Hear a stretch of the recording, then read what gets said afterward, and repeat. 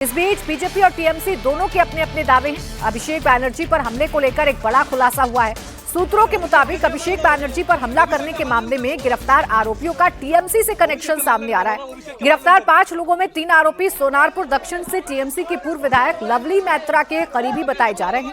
सूत्रों के मुताबिक अभिषेक बैनर्जी पर हमले के मामले में गिरफ्तार निर्मल सेन गुप्ता, देबाशीष दत्ता और काजल दास टीएमसी की पूर्व एमएलए लवली मैत्रा के खास हैं। ऐसे में सवाल यह है कि उन्होंने अभिषेक बैनर्जी पर अटैक क्यों किया। कल पुलिस ने जब इन आरोपियों को नॉर्थ 24 परगना की कोर्ट में पेश किया तो पेशी के दौरान आरोपियों ने माना कि वो टीएमसी के साथ जुड़े हुए हैं। तो क्या अपनी ही पार्टी के अंदर कार्यकर्ताओं का, नेताओं का गुस्सा इस कदर बढ़ चुका है शीर्ष नेतृत्व के लिए कि वही अपने नेताओं पर हमला करा रहे हैं। 1998 সাল থেকে তৃণমূল কংগ্রেসের সাথে যুক্ত, আমি বিজেপিকে মারবো? উনি আমার সাথে যোগাযোগ করে তাহলে আপনাকে কেন ধরলো কেন?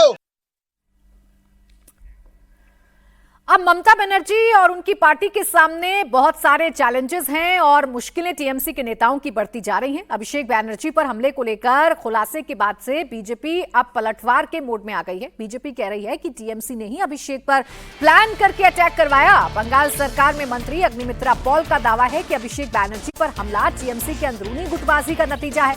वहीं बीजेपी सांसद सुकांत मजूमदार का कहना है कि पुलिस के पास आरोपियों के टीएमसी से कनेक्शन के सबूत।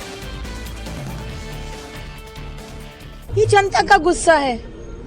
अब अभिषेक बैनर्जी कल बोल रहे थे कि भाजपा ने करवाया ये, और आज जब अरेस्ट हुआ तो देखा जा रहा है कि लवली मैत्रा वहां का टीएमसी विधायक के, एक्स विधायक के करीबी सब कैडर लोग हैं।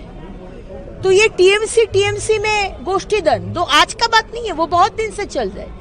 क्योंकि ये जो पार्टी है वो तोलाबाजी, सिंडिकेट और कटमनी के ऊपर चलता है। देश सेवा उनका प्रायोरिटी लिस्ट में नहीं है। वहीं कल्याण बैनर्जी पर हमले को लेकर बंगाल सरकार में मंत्री दिलीप घोष ने भी बड़ा दावा किया। दिलीप घोष ने कहा कि कल्याण बैनर्जी पर कोई हमला नहीं हुआ, वो सिर्फ ड्रामा कर रहे हैं।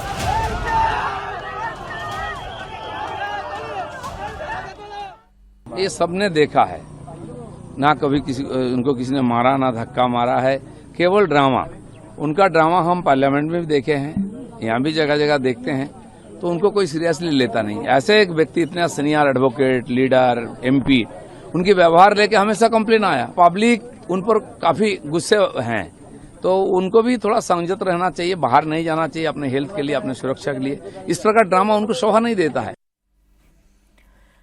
तो एक तरफ बंगाल में टीएमसी के नेताओं पर हमले हो रहे हैं, तो दूसरी तरफ सरकार बदलते ही ममता की पार्टी यानी टीएमसी में भी भगदड़ शुरू हो गई है। बड़ी खबर यह कि ममता बनर्जी की मीटिंग में 80 में से 60 विधायक गैरहाजिर रहे।